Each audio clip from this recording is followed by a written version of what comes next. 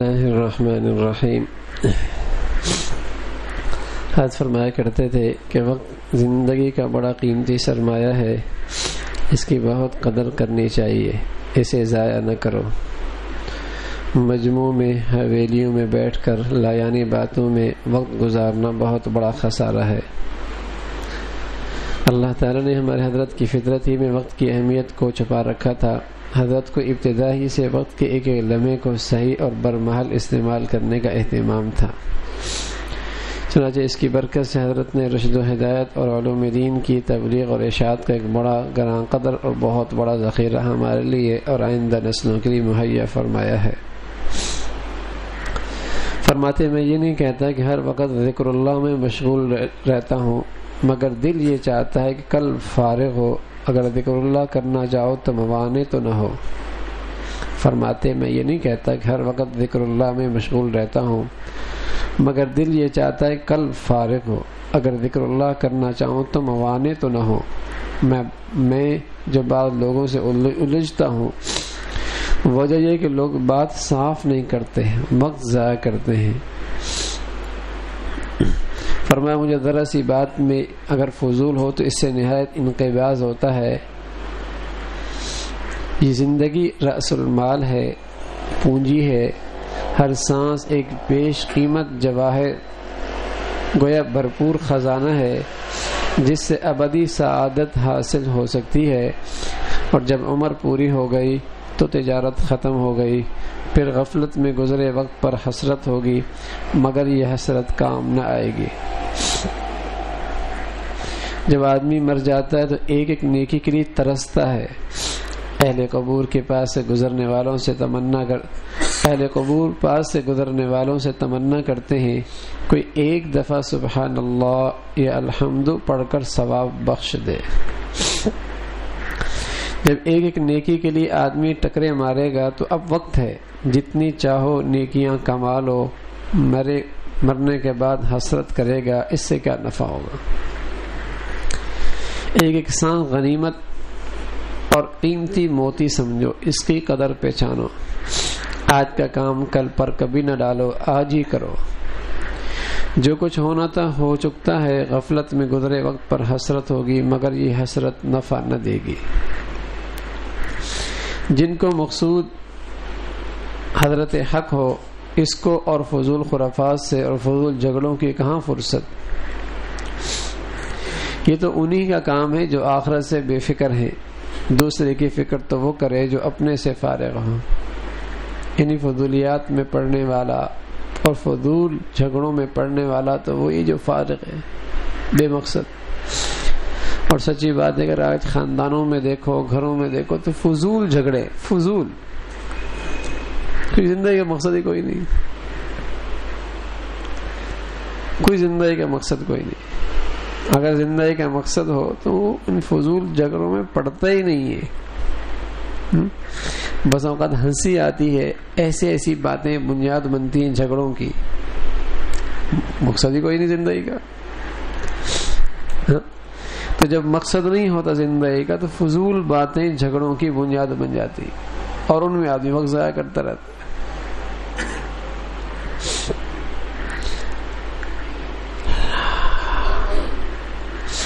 طلب مقصود ہے نہ کہ وصول۔ فرمایا مولانا محمد یعقوب صاحب سے سنا ہے کہ طلب مقصود ہے، وصول مقصود نہیں۔ سالک کے اختیار میں طلب ہے، وصول نہیں۔ منزل تک پہنچ جاؤں یہ مقصود نہیں ہے، منزل کی سچی طلب پیدا ہو جائے یہ ہے۔ تو اللہ کی مرضی ہے کب دے دے منزل۔ ہم سے تو جو مقصود ہے وہ منزل کی سچی طلب ہے کہ یہ سچی منزل کی طرف میں سچا کتنا ہے، یہ مطلوب ہے، اس پہ چلنا شروع کر دے۔ سو طلب کی جائے جو اپنی اختیار میں ہے، وصول کو اس پر چھوڑ دیتے ہیں کہ وہ اختیار میں نہیں۔ انک لا تہدی من احببت ولکن اللہ یہدی من یشاء۔ یہ وصول ہے، وہ کسی کے اختیار میں نہیں، نبی کے اختیار میں نہیں ہے۔ ہاں واللہ یہدی الیہ من ینیب، ینیب جو ہے انابت سچی طلب یہ اختیار میں ہے، یہ اختیار میں ہے۔ تو اس طلب میں سالک میں سچی طلب ہو کہ اللہ مل جائے، اللہ تک پہنچ جاؤں، یہ طلب سچی ہو۔ باقی وہ کب ملتا ہے اس کی شان ہے، وہ حکیم ہے۔ صحابہ رضوان اللہ علیہم اجمعین کا رنگ، ایک بزرگ کا ارشاد ہے، صحابہ کا رنگ یہ تھا اگر وہ تمہیں دیکھتے تو کافر کہتے اور تم انہیں دیکھتے تو مجنون کہتے۔ اللہ اکبر۔ وہ ہمیں دیکھتے تو مسلمان نہ سمجھتے، ہم انہیں دیکھتے تو مجنون کہتے۔ دیکھو یار کیا ہو گیا ان کو، اتنا فرق ہے۔ فرمایا ایک بزرگ معلم تھے، ان کے ایک شاگرد مجھ سے کہتے تھے کہ ہم لوگ جب چھٹی لینا چاہتے ان کے حجرے میں چھڑکاؤ کر دیتے اور بوریاں اٹھا کر کھڑا کر دیتے۔ جب وہ آتے تو شاگرد کہتے آج مینہ برس رہا ہے، وہ فرماتے اللہ کی قدرت دیکھو، باہر خشک ہے اندر مینہ برس رہا ہے، یہ کہہ کر چھٹی دے دیتے۔ اس قدر بھولے تھے۔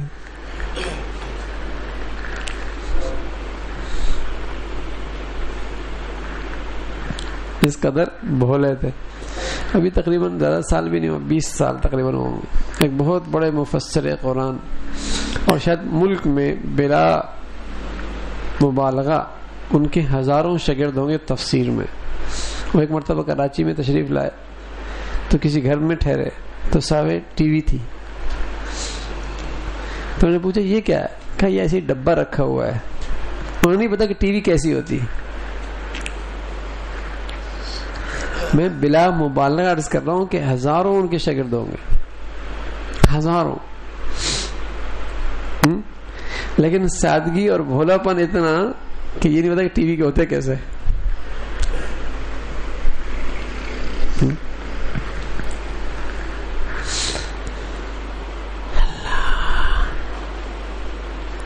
فرمایا جب محبت کا دعویٰ کرتے ہیں تو اس پر شکایت بھی ہوتی ہے۔ رسول اللہ صلی اللہ علیہ وسلم کو کفار کس قدر ستاتے تھے، مگر حضور علیہ الصلوۃ والسلام کو کبھی ناگوار نہ ہوا۔ مسلمانوں کی ذرا ذرا سی بات پر ناگواری ہوتی تھی۔ جن سے محبت ہوتی ہے شکایت بھی انہی سے ہوتی ہے۔ فرمایا اگر مربی سے قطع تعلق کر دے تو سب فیوز بند ہو جائیں۔ رسول اللہ صلی اللہ علیہ وسلم کم تعلقی کر کے تو پھر بالکل ارادت اور فیوز میں کچھ بھی نہیں رہیں گے۔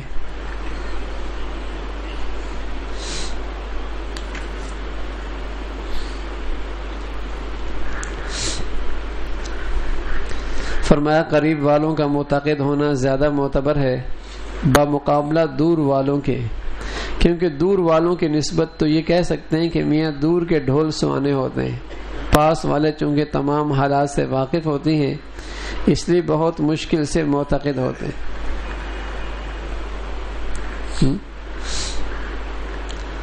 اللہ کرے ہماری زندگی ایسی ہو کہ ہمارے قریب والوں پر ہمارا رنگ چڑھے، قریب والوں سے وہ ہماری زندگی سے زیادہ متاثر ہو۔ پھر اصل بات ہے جو جتنا اس کے قریب ہو وہ اتنا اس سے متاثر ہو، ہاں یہ اصل ہے۔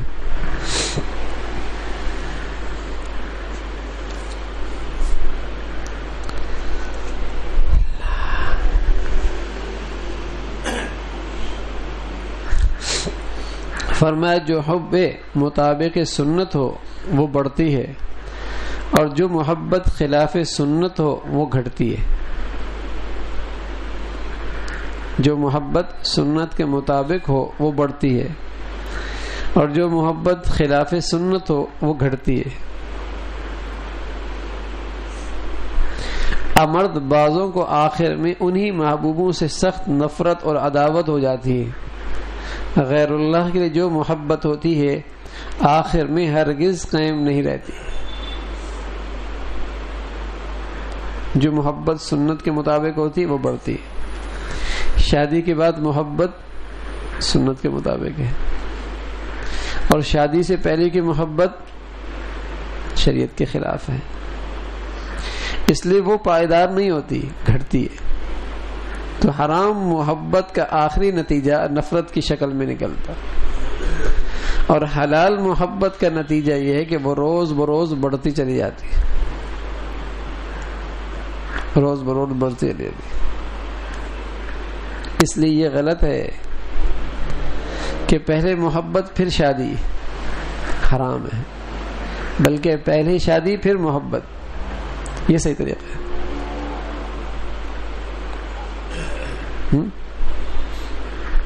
یہ صحیح شکل ہے، پہلی شکل حرام ہے اور اس کے نتائج غلط ہیں۔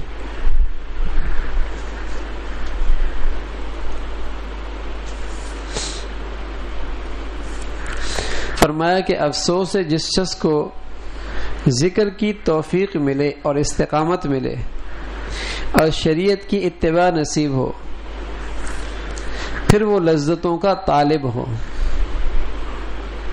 مقصود تو حاصل ہو گیا جو اس کے اختیار میں تھا، وہ کیا کہ الحمدللہ اہتمام سے، استقامت سے تسبیحات بھی کر رہا اور زندگی شریعت کے مطابق بھی بنا رکھی ہے، یہ اس کے اختیار میں۔ اب لذتیں ملنا یہ اس کے اختیار میں نہیں، تو اس کے پیچھے پڑنا بھی نہیں چاہیے، اس کے پیچھے پڑنا بھی نہیں چاہیے۔ گناہ نہیں ہو رہے، یہ اختیار میں تھا، نہیں ہو رہے۔ حکم پورا ہو رہا، یہ اختیار میں تھا، ہو رہا۔ ذکر اہتمام سے یہ اختیار میں تھا، ہو رہا۔ تو جو اختیار میں تھا وہ کر رہا ہے، مقصد حاصل ہے۔ لذت اختیار میں نہیں ہے، اس کے طالب بھی نہیں بننا چاہیے۔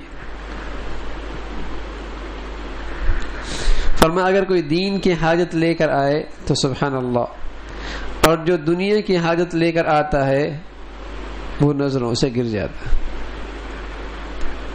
وہ نظروں سے گر جاتا ہے۔ ہاں، دین کی حاجت لے کے آئے گا تو دین والوں سے بہت کچھ ملے گا، اور دنیا کی حاجت لے کے آئے گا دین والوں سے، ساری زندگی بیٹھا رہے گا، دین نہیں ملے گا۔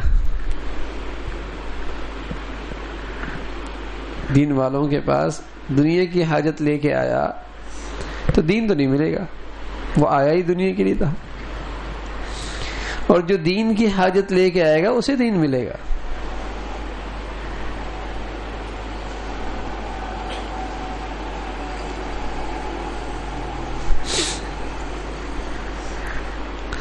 پھر فرمایا امیروں کو جس خاص اکرام کی عادت ہوتی ہے، اگر ان کا وہ اکرام نہ کیا جائے تو ان کو رنج ہوتا ہے، اس لیے ان کے ساتھ معاملہ غربا سے ذرا ممتاز ہونا یہ عین مصلحت ہے۔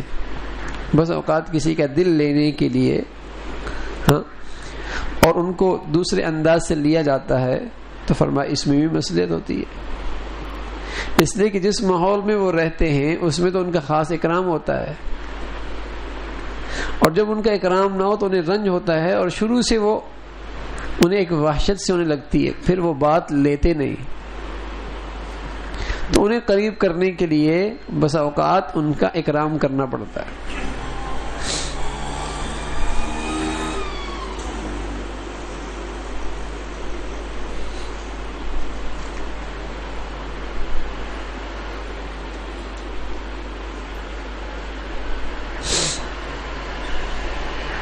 فرمایا کہ کسی طرح دل میں ڈال دوں، کس طرح دل میں ڈال دوں، جی چاہتا ہے سب اس راستے پہ آ جائے۔ فرمایا کس طرح دل میں ڈال دوں، جی چاہتا ہے سب اس طرح راہ پہ آ جائیں کہ ان کی ہر ادا سے اسلام کی شان ظاہر ہو۔ فرما رہا ہے جی چاہتا ہے سب کے دل میں یہ بات ڈال دوں، جی چاہتا ہے کہ سب ایسے ہو جائیں کہ ان کی ہر ادا سے اسلام ظاہر ہو۔ اللہ کرے ایسا ہو جائے، بڑی ضرورت ہے اس کی، بڑی ضرورت ہے۔ فرمایا کس طرح دل میں ڈال دوں، جی چاہتا ہے سب اس طرح راہ پہ آ جائیں کہ ان کی ہر ادا سے اسلام کی شان ظاہر ہو۔ جیسے حضرات صحابہ اکرام کو لوگ دیکھ کر اسلام قبول کرتے تھے، یہ ان کا نمونہ بن جائیں کہ ان کے ہر عمل سے اسلام ظاہر ہو، ہر عمل سے، صرف نماز سے نہیں بلکہ میری معاشرت سے بھی، اور میرے اخلاق سے بھی، اور میرے لین دین سے بھی، اور میرے تعلقات سے بھی ہے یہ کام. تب قریب والا متاثر ہوگا میری دینداری سے، تب قریب والا میری دینداری سے متاثر ہوگا. فرمایا میری ان کی ہر ادا سے اسلام کی شان ظاہر ہو، جیسے حضرات صحابہ اکرام کو لوگ دیکھ کر اسلام قبول کرتے تھے، یہ ان کا نمونہ بن جائیں. دین اور دنیا کی فلاح اسی میں ہے، یہ امر واقعی ہے. اگر مسلمان اپنی اصلاح کر لے اور دین ان میں راسخ ہو جائے تو دین تو وہ ہے ہی، لیکن دنیاوی مصائب کا جو کچھ آج ان پر ہجوم ہے انشاءاللہ چند روز میں کایا پلٹ جائے. اگر مسلمان اپنی اصلاح کر لے اور دین اس میں راسخ ہو جائے تو دین تو ہے ہی، دنیاوی مصائب کا جو آج کل اس پہ ہجوم ہے یہ بھی ختم ہو جائے. دنیاوی ہجوم اور غموم کا جو اس پر بوجھ ہے وہ بھی ختم ہو جائے.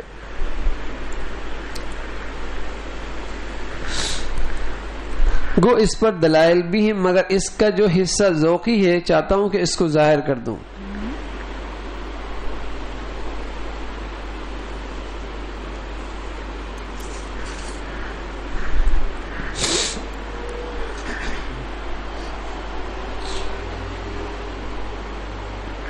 فرمایا حق وہ چیز ہے کہ تمام عالم میں اگر ایک شخص صاحب حق ہو اس کو کسی کی پرواہ نہیں ہوتی. حق وہ چیز ہے کسی کو اللہ نصیب فرما دے تو اتنی طاقتور ہے کہ اگر وہ اکیلا بھی ہوگا تو اسے کسی کی پرواہ نہیں ہوگی.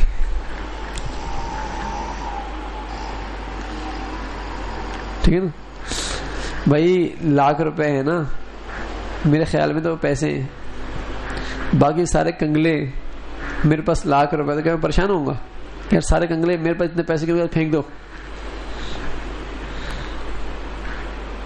ایسا نہیں ہوگا نا. اسی طرح جس کے دل میں حق کی اہمیت ہوگی، صاحب حق ہوگا، حق کی وہ طاقت ہے، اگر اکیلا بھی ہے اس پر تو دنیا بھر میں کسی کی پرواہ نہیں ہوگی اسے. وہ ایسا ہی ہے، باقی سارے فقیر ہیں، یہ مالدار ہے، تو کیا مطلب اپنی مالداری چھوڑ دے گا، پھینک دے گا.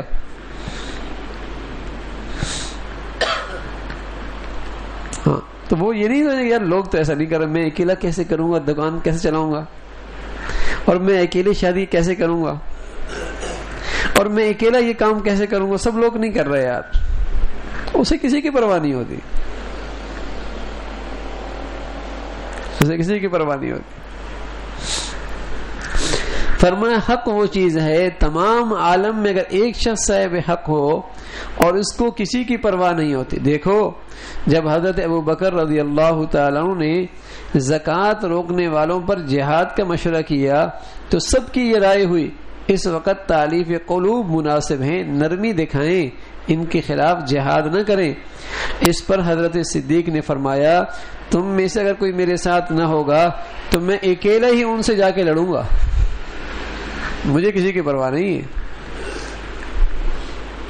حق جو ہے اللہ نے فرمایا ان اللہ معنا، حضور علیہ الصلوۃ والسلام کے ہمراہ میں ہی تھا، اس لیے معنی میں ضمیر میری طرف راجع ہے.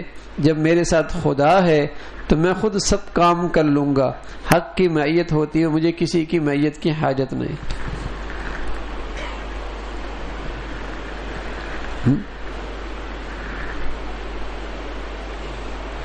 تو یہ ہے حق والا، حق والا، اسے کسی کی پرواہ نہیں ہوتی. یہ جب دوسروں کی فکریں لگ جاتی ہیں نا کہ لوگ کیا کہیں گے، برادری کیا کہے گی، خاندان کیا کہے گا، دوست کیا کہیں گے، یہ ابھی تک صاحب حق بنے ہی نہیں، اس میں حق آیا ہی نہیں اب تک. اس کی تو بڑی طاقت ہے.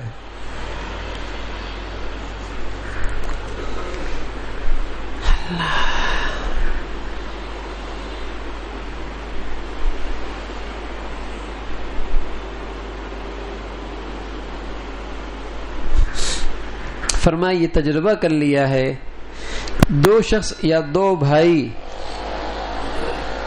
حسن میں برابر ہوں، ایک ان میں سے اللہ والا ہو، اللہ والے کی طرف دلکشی زیادہ ہوگی، اگرچہ ہو حسن میں اللہ والا کم بھی ہو تب بھی اس کی طرف دل کھینچتا ہے۔ دو بھائی ہوں، دونوں ایک جیسے، ایک ماں باپ کے اولاد، خوبصورتی میں ایک جیسے، صحت مند ایک جیسے، ان میں سے ایک دیندار ہو تو خود بخود اس دیندار کی طرف کشش بڑھے گی، خود بخود۔ بلکہ اس سے بڑھ کر میں آپ کو سچ کہہ رہا ہوں، دونوں بھائی ایک جیسے ہوں، سمجھ میں، بوجھ میں، سب عقل میں ایک جیسے ہوں، ہاں، ان میں ایک دیندار بن جائے تو اس کی صلاحیتوں میں نکھار اور بڑھ جائے گا، اس کی صلاحیتوں میں نکھار اور بڑھ جائے گا۔ تو دین سے کچھ جاتا نہیں ہے، آتا ہی ہے، صرف آخرت میں نہیں آتا، دنیا کے اندر بھی آتا ہے، لیکن دین پورا ہو، دین پورا اور اصلاح پوری ہو اور دین ہمارے اندر راسخ ہو جائے، ہم حق پہ آ جائیں اور دنیا کی پرواہ نہ ہو، پھر بات بنے گی، ڈاماڈول نہیں، ہاں ڈاماڈول نہیں، مضبوطی کے ساتھ دین پہ آرے چلیں، زخم لگے، گناہ نہیں کرنا، نفس پہ آرے چلیں، ہاں لیکن گناہ نہیں کرنا، ہمت کر کے، پھر انشاءاللہ دیکھیے اس دین کی برکتیں نصیب ہوں گی۔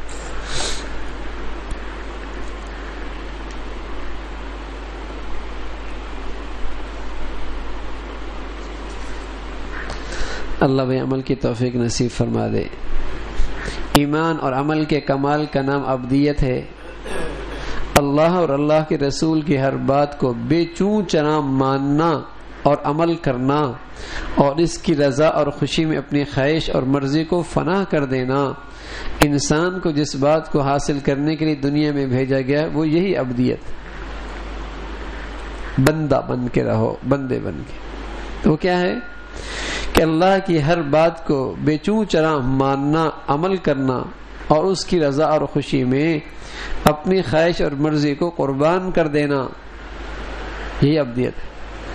اور کمال عبدیت یہ ہے کہ بندہ اپنے کو اللہ کے سپرد کر دے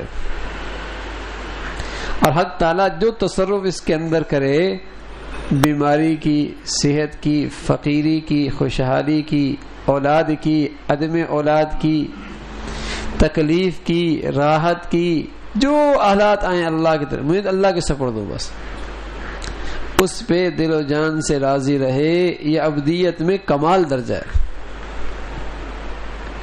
مجال ہے کہ پیشانی پہ بل آئے، زبان پہ شکوہ آئے، جو اللہ چاہ رہا بس میں نے تو اپنے آپ کو اللہ کے سپرد کر دیا۔